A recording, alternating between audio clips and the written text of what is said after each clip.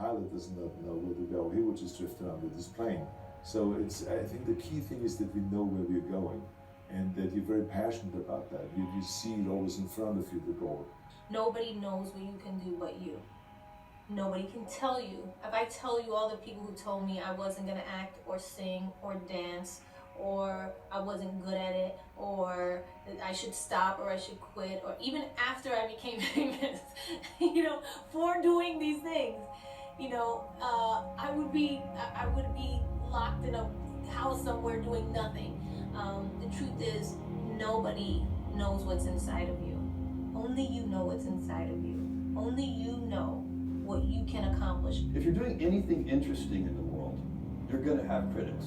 If you absolutely can't tolerate critics, then don't do anything new or interesting. Don't listen to the naysayers, because there's always people out there who will tell you that you will not be able to do that, forget it, it's a stupid dream that you have, or a crazy vision. Don't listen to the naysayers. And you're at home watching and you're being called weird, you're being called different, or whatever the hell you're being called. I'm here tonight to tell you, your critics do not count. Their words will fade. You won't.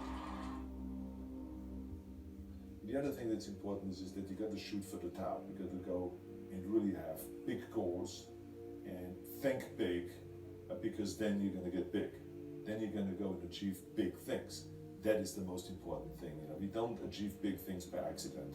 Every challenge I take, I have a big vision. I put a lot of effort, a lot of sacrifice in things I do. If I don't do it, it means I don't believe in it. In this I believe very strong, and I will not give up until I'm top of the world. So that's the way it works. You aim for the top, you don't aim for the second. Second place is the first place among the last ones, and that's not my target. If you feel you have something to give, if you feel that your particular talent is worth developing, is worth caring for, then there's nothing you can't achieve. If they can do it, I can do it. And that's the mentality. If somebody else can do it, you can do it. And I said to myself, I will do it and I will do it better.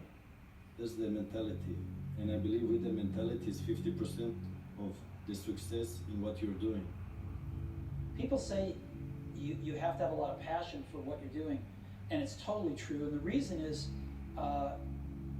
because it's so hard that if you don't, any rational person would give up.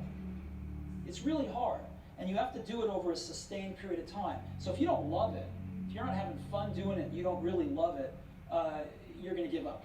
And that's what happens to most people, actually. If you really look at the ones that ended up being successful, unquote, in the eyes of society, and the ones that didn't, oftentimes it's the ones that are successful loved what they did so they could persevere when it got really tough. And the ones that didn't love it quit because they're sane, right? Who would want to put up with this stuff if you don't love it? So it's a lot of hard work, and it's a lot of worrying constantly. And if you don't love it, you're going to fail. And you got to push your body.